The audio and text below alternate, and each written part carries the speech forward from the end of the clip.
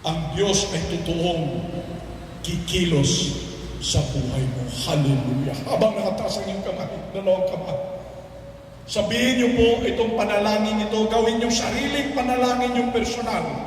Ngayon din, galing sa inyong puso, sabihin niyo, Panginoong Jesus, hindi ko nadidinig, bigkasin niyo, Panginoong Jesus, ako'y nagpapakumbaba sa iyo. Inaamin ko po na ako'y makasalanan. Tulungan mo po ako. Tinatanggap ko po ang iyong kapatawaran. Panginoong Jesus, tinatanggap ko po ang iyong pag-ibig. Panginoong Jesus, tinatanggap kita. Sabihin niyo, tinatanggap kita.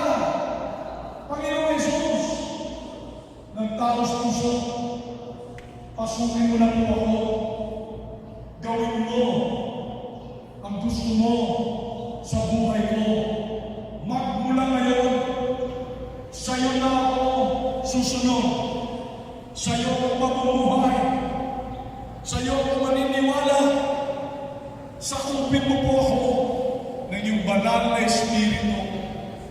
Tinatanggap ko po ang iyong kaloob ng kaligtasan, ng buhay na walang hanggan, ng karapatan na maging tunay na anak ng Diyos. Sinusuko ko na ang buong buhay ko sa iyo. Panginoong Yesus, aking hari at tagapagligtas. Amen. Ako'y mananalangin para sa inyo. O Diyos, Ama, salamat po, Panginoong Yesus.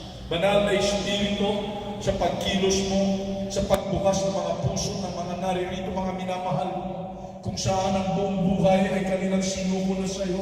Pasukin niyo po sila, hawakan niyo po, iparamdam niyo po ang iyong kapangyarihan at pag-ibig at kalinisan, Panginoon. Bigyan niyo po sila ng kauhawan para sa iyo. Bigyan niyo po sila ng pagnanais para sa iyo, ng pag-ibig para sa iyo, para sa iyong salita. At ipakita mo po ang pagkilos mo ng kalayaan at pagbabago. Magmula ngayon upang sila po ay bibigyan ng panibagong buhay na may pag-asa at may tagumpay.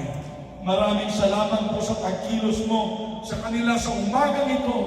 Binibigay namin ang lahat ng kalwalhatian sa iyo. Purihin ka, O Diyos, sa ngalan ni Jesus. Amen. Amen. Palakpakan natin ang Panginoon.